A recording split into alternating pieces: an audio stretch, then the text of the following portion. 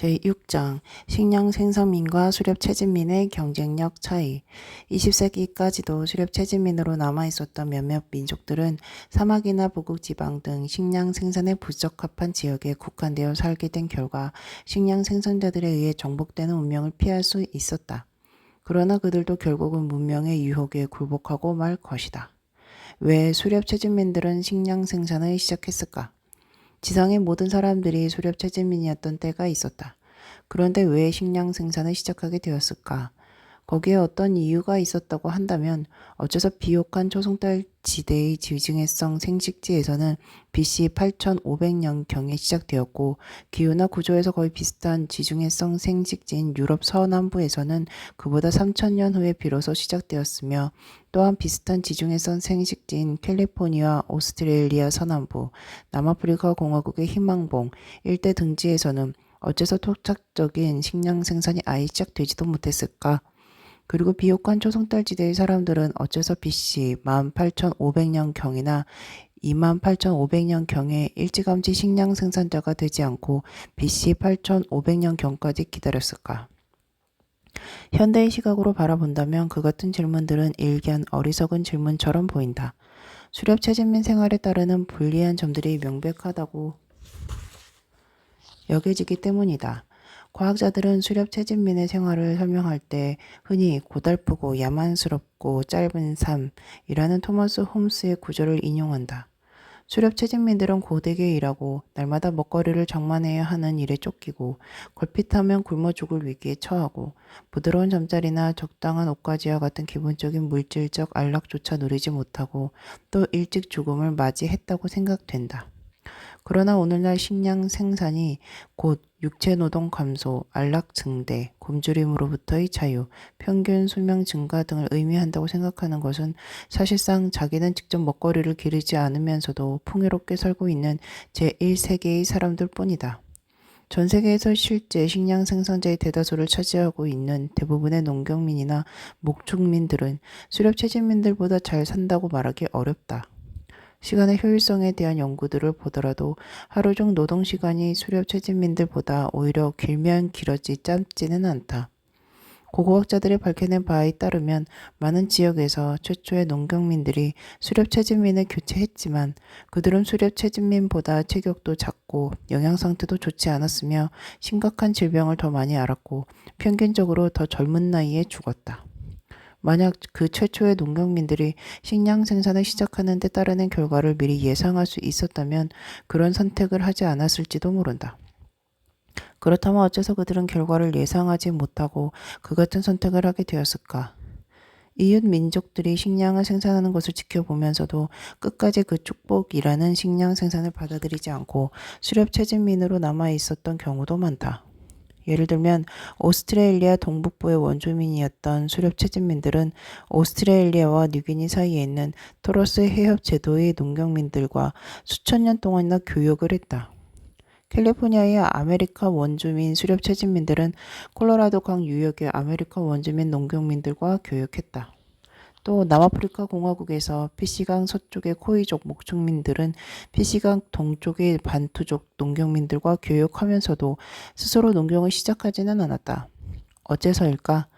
농경민들과 접촉한 일부 수렵 채집민들은 결국 농경민이 되긴 했지만 그나마도 우리가 보기에는 터무니없이 오랫동안 지체한 뒤에야 비로소 농경을 시작했다.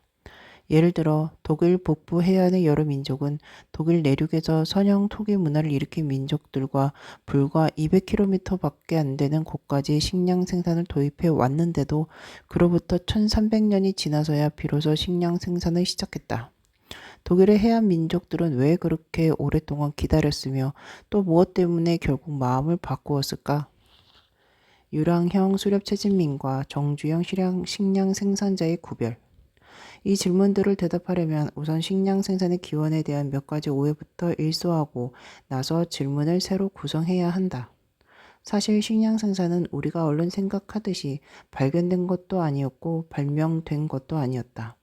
식량 생산과 수렵 채집 중에서 의식적으로 선택하지 않은 경우도 많았다. 엄밀히 말해서 지구상의 각 지역에서 최초로 식량 생산을 시작한 사람들은 의식적으로 농경을 선택하거나 농경을 목표로 의식적인 노력을 기울일 수 없었음이 분명하다. 그들은 농경을 본 적이 없었고 그것이 어떤 것인지도 몰랐기 때문이다. 식량 생산은 결과를 짐작하지 못하고 내린 여러 결론들의 한 부산물로서 진화되었던 것이다. 그러므로 우리가 질문해야 할 것은 식량 생산이 왜 진화되었는지, 왜 어떤 곳에서는 진화되고 다른 곳에서는 안 되었는지, 어째서 지역마다 시기가 달랐는지, 그리고 왜 그보다 일찍 또는 늦게 시작되지 않았는지 하는 점이다. 또 하나의 오해는 유량형의 수렵채집민과 정주형의 식량 생산자가 명확히 구별된다는 생각이다. 우리는 흔히 그렇게 구별하고 있지만 실제로는 북아메리카 서북부의 태평양 연안과 같은 일부 풍요로운 지역의 수렵 채집민들은 정주는 했어도 식량 생산자가 되지는 않았다. 팔레스타인, 페루 해안, 일본 등지의 수렵 채집민들도 먼저 정주했다가 훨씬 나중에 가서야 식량 생산을 시작했다. 15,000년 전의 수렵 채집민들 중에는 아마 정주형 집단이 오늘날보다 훨씬 더 많았을 것이다. 그 당시에는 사람이 사는 곳이라면 어디든지 수렵 채집민들밖에 없었는데 비하면 오늘날에 얼마 안 되는 수렵 채집민들은 유랑생활 이외에는 선택의 여지가 없는 척박한 지역에서만 겨우 생존하고 있기 때문이다. 반대로 이동 생활을 하는 식량 생산자 집단도 없지 않다. 유기니의 호수 대평원에 사는 현대의 유랑민들 중에는 정글을 개간하여 바나나와 파파야를 심는 사람들도 있다. 그들은 그 장소를 떠나서 다시 수렵 채집민으로 살아가다가 몇 달 후에 돌아와 농작물을 확인하고 농작물이 자라고 있으면 밭에서 잡초를 뽑아주고 다시 사냥을 떠났다가 몇 달 후에 돌아와 확인하고 밭에 열매가 맺었으면 한동안 정착하여 수확을 거두어 먹는다. 미국 서남부의 아파치족 인디언들은 여름철마다 북상하여 고도가 높은 곳에 정착해서 농경을 하고 겨울 동안에는 다시 남쪽의 고도가 낮은 곳으로 돌아와 야생 먹거리를 찾으며 유랑했다. 아프리카와 아시아의 많은 목축민들은 철 따라 예상되는 목초지의 변화를 10분 이용하기 위하여 계절별로 정해진 경로를 따라 야영지를 옮겨 다닌다. 그러므로 수렵 채집에서 식량 생산으로 전환하는 일이 반드시 유랑형 생활에서 정주형 생활로 전환하는 일과 일치하는 것은 아니었다. 현실에서 잘 통하지 않는 또 하나의 이분법은 적극적으로 토지를 관리하는 식량 생산자들과 단순히 토지의 야생 산물을 거두기만 하는 수렵 채집민으로 구분하는 것이다. 그러나 실제로는 일부 수렵 채집민은 철저히 토지를 관리하고 있다. 예를 들면 뉴기니 사람들은 사고야자나 마운틴 판다누스 따위를 작물화하지는 않았지만 이 같은 야생 식용식물의 생산량을 늘리기 위해 그 주변에서 경쟁자가 되는 다른 나무들을 없애고 사고야자가 자라는 늪지대의 수로를 청소하고 다 자란 사고야자를 잘라내어 새싹이 잘 자라게 한다. 오스트레일리아의 원주민들도 비록 천마나 종자식물을 재배하는 단계까지 이르지는 못했지만 농경의 몇 가지 요소를 활용할 줄은 안다. 그들은 불탄 자리에서 싹트는 식용 종자식물의 성장을 촉진하기 위해 땅에 불을 지르는 방법으로 토지를 관리했다. 야생 천마를 거둘 때에는 덩이 줄기를 거의 다 잘라내면서도 줄기와 윗부분은 남기고 도로 땅에 묻어서 다시 덩이 줄기가 자랄 수 있게 했다. 덩이줄기를 꺼내기 위해 땅을 파헤치는 행위는 토양을 느슨하게 하여 공기가 통하게 함으로써 재성장을 촉진시키는 일이었다. 그러므로 그들은 농경민으로 정의하기에 부족한 점이 있다면 그들이 줄기와 거기에 붙어있는 나머지 덩이줄기를 집으로 가져가서 야영지의 토양에 새로 파묻지는 않았다는 사실뿐이다. 생활 방식의 상대적 가치에 따른 먹거리 선호 순위, 식량 생산은 그와 같이 수렵 채집민들이 이미 실행하고 있던 전 단계부터 서서히 발전했다. 거기에 필요한 기술들이 짧은 시일 동안 한꺼번에 발전하지는 않았고 주어진 지역에서 가축화, 작물화된 야생 동식물이 모두 동시에 가축화, 작물화 되었던 것도 아니다. 수렵 채집 생활에서 식량 생산이 독립적으로 발전하는 데 걸린 시간이 가장 짧았던 경우에도 야생 먹거리에 전적으로 의존하다가 식단에서 야생 먹거리가 없어질 때까지는 수천 년의 세월이 필요했다.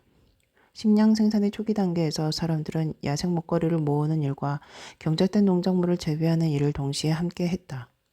여러 유형의 채집 활동은 농작물에 대한 의존도가 증가함에 따라 차츰 그 중요성이 줄어들었다. 이러한 전환의 과정이 그렇게 천천히 진행되었던 근본적인 이유는 식량 생산 체계 자체가 시간과 노력을 할당하는 데 대한 수많은 결정들이 하나씩 누적되면서 발전하는 것이었기 때문이다. 먹이를 찾는 동물이 그렇듯이 인간이 먹을거리를 찾는데도 시간과 에너지는 제한되어 있고 그것을 사용하는 방법도 여러 가지가 있다. 가령 초기 농경민은 어느 날 잠에서 깨어나 이런 생각을 했을 것이다. 오늘은 채소밭을 일굴까, 조개를 캘까, 아니면 사슴을 사냥할까. 인간이든 동물이든 먹이를 구하기 위해서는 우선 자신의 노력을 어떻게 할당할지에 대해 무의식 중에라도 끊임없이 선호순위를 매겨보고 선택을 한다. 물론 자기가 좋아하는 음식이나 노력에 대한 보상이 가장 많은 음식을 먼저 생각한다. 만약 그 음식을 구할 수 없다면 그보다 덜 좋아하는 음식으로 차례차례 옮겨간다. 이러한 결정을 내리기 위해서는 많은 요소들을 고려해야 한다. 사람들은 우선 배고픔을 달래고 배를 채우기 위해서 먹거리를 찾는다. 그러나 또한 어느 특정한 먹거리를 먹고 싶어 하기도 한다. 다른 요소들이 모두 동등하다면 가장 적은 시간에 가장 적은 노력으로 가장 확실하게 가장 많은 보상을 얻을 수 있는 방법으로 먹거리를 찾음으로써 열량, 단백질, 기타 특정한 범주에 속하는 먹거리의 양을 극대화시키려고 한다. 그와 동시에 끼니를 거르게 될 위험은 극소화시키려고 노력한다. 단위 시간당 평균 보상률은 높지만 굶어 죽을 가능성도 많아서 변동이 심한 생활 방식보다는 양은 많지 않더라도 안정적인 보상 쪽이 더 바람직하다. 거의 11,000년 전에 시작되었던 최초의 채소밭은 야생 먹거리를 구할 수 없을 경우에 대비하여 안정적인 먹거리 공급처를 확보해 두는 일종의 보험과 같은 기능을 했다는 주장도 있다. 한편 사냥꾼들은 자기 위신을 고려하여 행동하는 경향이 있다. 예를 들자면 구차스럽게 날마다 착실히 견과류를 모아서 매달 기린 2마리 무게의 목걸이를 집으로 가져오는 것보다는 차라리 날마다 기린 사냥을 나가서 매달 1마리씩의 기린을 잡아오고 그 대신 위대한 사냥꾼의 지위를 얻는 편을 택한다는 것이다. 그리고 사람들은 일견 자기적으로 보이는 문화적 기호에 따라 행동하기도 한다. 가령 물고기는 진미로 간주할 수도 있고 금기시할 수도 있다는 것이다. 마지막으로 오늘날에도 볼 수 있듯이 음식의 선호순위는 사람들이 각각의 생활 방식에 부여하는 상대적 가치에 따라서도 크게 좌우된다. 19세기 미국 서부에서는 소를 기르는 사람, 양을 기르는 사람, 농사를 짓는 사람이 모두 서로를 멸시했다. 마찬가지로 인류 역사를 통틀어 농경민들은 언제나 수렵 채집민들을 원시적이라는 이유로 경멸했고 수렵 채집민들은 농경민들을 무지하다면서 경멸했으며 목축민들은 둘 다 경멸했다. 개인이 먹거리를 어떻게 얻을 것인지를 선택하려고 할 때마다 그 같은 요소들이 작용하는 것이다. 점진적으로 전파된 식량 생산 체계. 앞에서도 지적했듯이 각 대륙에서 최초의 농경민은 근처에서 다른 농경민을 관찰할 수는 없었으므로 의식적으로 농경을 선택하지는 못했을 것이다. 그러나 대륙의 어느 한 지역에서 일단 식량 생산이 시작된 후에는 이웃한 수렵 채집민들이 그 결과를 보면서 의식적인 선택을 할 수 있었다. 어떤 경우에는 수렵 채집민들이 이웃의 식량 생산 체계 전부를 그대로 받아들였고 어떤 경우에는 그 중에서 몇 가지 요소만을 골라서 받아들였다. 또 어떤 경우에는 식량 생산을 전적으로 거부하고 수렵 채집민으로서만 남아 있었다. 예를 들자면 BC 6000년경까지 유럽 동남부 여러 지역의 수렵 채집민들은 서남아시아의 공유, 콩류, 가축 등을 동시에 신속하게 받아들였다. 그 세 가지는 BC 5000년 이전의 몇 세기에 걸쳐 유럽 중부에서도 빠르게 전파되었다. 유럽 동남부와 중부에서 식량 생산의 도입이 그렇게 신속하고 일괄적이었던 까닭은 그 지역의 수렵 채집민 생활이 비교적 생산성이 낮아서 경쟁력이 적었기 때문이었는지도 모른다. 그와 대조적으로 프랑스 남부, 스페인, 이탈리아와 같은 유럽 서남부에서는 식량 생산이 서서히 도입되었다. 양이 먼저 들어오고 공유는 나중에 들어왔다. 아시아 본토의 집약적인 식량 생산이 일본에 도입된 속도도 역시 매우 느리고 점진적이었다. 아마 일본의 수렵 채집민 생활이 주로 해산물에 바탕을 두고 있었으며 그곳의 토종 식물들도 생산성이 높았기 때문이었을 것이다. 그렇게 수렵 채집 생활에서 식량 생산 생활로 전환되는 과정이 점진적일 때가 있듯이 식량 생산의 어느 한 체계에서 다른 체계로 전환되는 과정도 점진적일 때가 있다. 미국 동부의 인디언들은 BC 2500년경까지 그 지역의 식물들을 작물화했지만 그 당시 옥수수, 호박, 누에콩 등의 3대 작물을 중심으로 더 생산적인 작물 체계를 발전시켰던 멕시코 인디언들과도 교역 관계를 맺고 있었다. 미국 동부의 인디언들은 점진적으로 멕시코의 농작물을 받아들였고 자기 지역에서 작물화된 여러 가지 농작물을 포기하는 경우도 많았다. 호박은 독립적으로 작물화되었고 옥수수는 AD 200년경에 멕시코에서 도착했지만 AD 900년경에 이르기까지는 그리 중요하지 않은 농작물이었다. 누에콩은 옥수수보다 한두 세기쯤 늦게 도착했다. 심지어는 아예 식량 생산 체계를 버리고 수렵채집민으로 전환하는 경우도 있었다. 예를 들면 BC 3000년경 스웨덴 남부의 수렵채집민들은 서남아시아의 농작물을 바탕으로 농경을 시작했지만 BC 2700년경에는 포기하고 수렵채집으로 되돌아갔다가 400년이 흐른 후에야 비로소 농경을 다시 시작했다. 식량 생산과 수렵채집은 상호 경쟁에 대한 방식. 이러한 점을 참작한다면 농경을 시작한다는 결정이 진공 상태에서 이루어졌다고, 다시 말해서 그 이전에는 사람들이 먹거리를 구할 방법이 없었다는 식으로 생각해서는 안 된다는 것을 알 수 있다. 그러므로 식량 생산과 수렵채집은 서로 경쟁하는 대안적 방식이었다고 보아야 한다. 그와 함께 수렵채집에 어떤 농작물이나 가축을 추가하는 형태의 혼합경제도 위의 두 가지 순수 경제와 경쟁했고 혼합경제끼리도 식량 생산의 비율이 높으냐 낮으냐에 따라 서로 경쟁하는 관계였다. 그러나 지난 10,000년 동안 나타난 지배적인 결과는 대체로 수렵채집에서 식량 생산으로의 전환이었다. 따라서 이런 의문이 생긴다. 수렵채집보다 식량 생산의 경쟁력이 더 커지게 만드는 요인들은 무엇이었을까? 이 의문에 대해서는 고고학자와 인류학자들 사이에서 논란이 계속되고 있다. 아직도 매듭짓지 못한 한 가지 이유는 세계의 각 지역에서 결정적으로 작용했던 요인들이 각기 달랐을 수도 있기 때문이다. 또 한 가지 이유는 식량 생산의 발원지에 얽힌 원인과 결과를 구분하는 문제 때문이었다. 그러나 주요 요인은 대략 5가지로 추려낼 수 있는데 학자들 사이의 논쟁은 주로 그것들의 상대적인 중요성을 놓고 벌어진다. 한 가지 요인은 야생 먹거리가 감소한 것이다. 지난 13,000년 사이에 수렵채집민의 생활에 대한 보상이 점점 줄어들었다. 그들이 생계에 의존했던 자원이 적어지거나 아예 사라졌기 때문이다. 제1장에서 보았듯이 기후변화 때문이었든 인간 사냥꾼들의 기술과 수요가 증가했기 때문이었든 간에 어쨌든 남북 아메리카에서는 홍적세 말기의 대형 포유류가 대부분 멸종했고 유라시아와 아프리카에서도 일부가 멸종했다.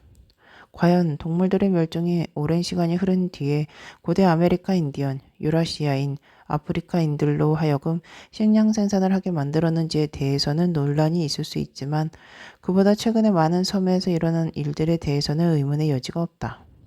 최초의 폴리네시아 정착민들은 뉴질랜드에서 모아새를 멸종시키고 바다 표범의 수를 격감시켰으며 그 밖에도 폴리네시아의 여러 섬에서 바다새나 육지새들을 멸종 또는 격감시켰고 그제야 비로소 식량 생산을 강화하기 시작했다.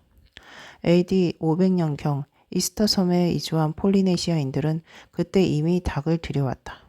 그러나 닭이 주요 식량이 된 것은 야생 조류와 동물고래를 잡아먹기가 쉽지 않게 된 후였다.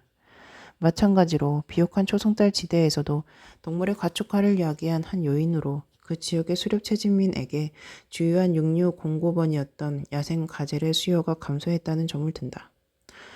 두 번째 요인은 야생동물이 감소하면서 수렵채집 생활의 보상이 줄어들었던 것과는 반대로 작물화할 수 있는 야생식물이 증가하면서 식물의 작물화에 따르는 보상이 많아졌다는 점이다.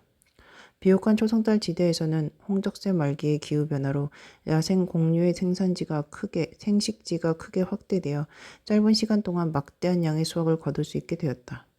이렇게 야생 공류를 수확한 일은 곧 비옥한 초승달 지대 최초의 농작물인 밀, 보리 등 공류를 작물화하는 일의 전 단계에 해당했다.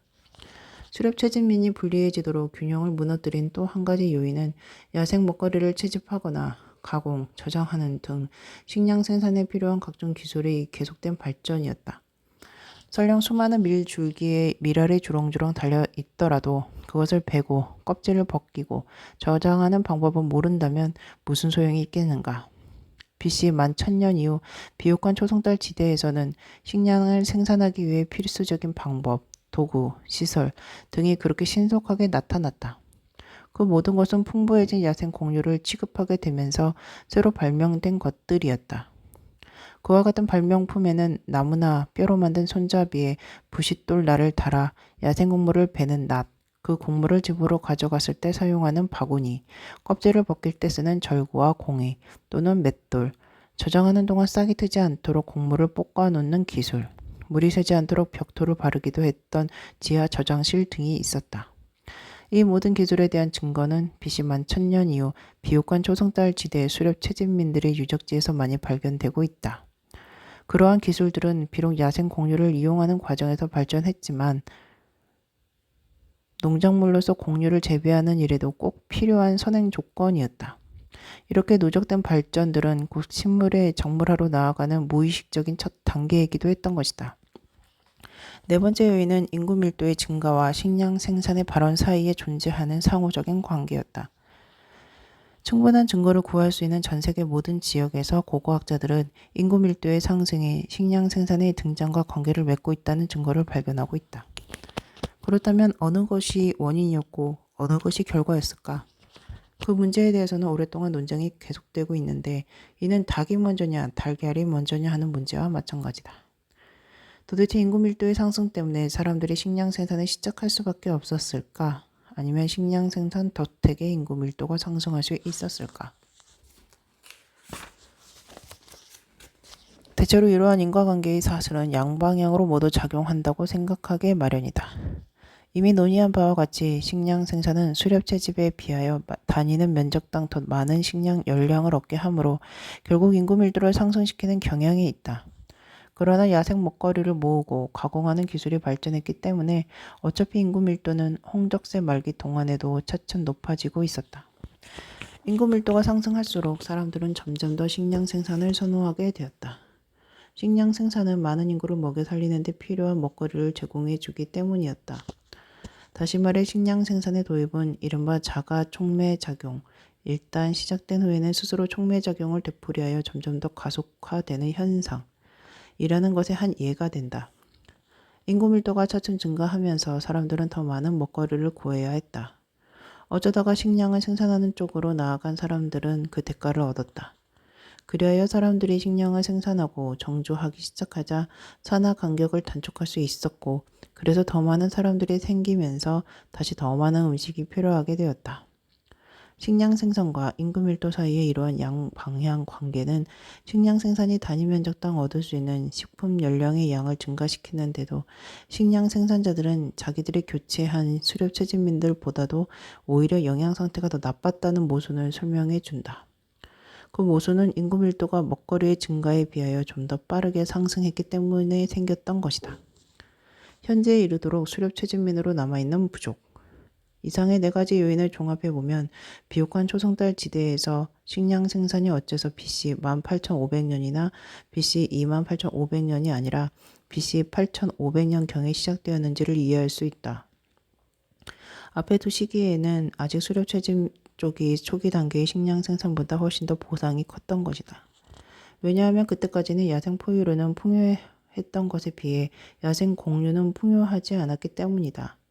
또한 사람들은 공유를 채집, 가공, 저장하는 데 필요한 발명품들을 만들어내지 못했고 단위 면적당 더 많은 열량을 수확하는 일에 중점을 둘 만큼 인구 밀도가 높지도 않았기 때문이다.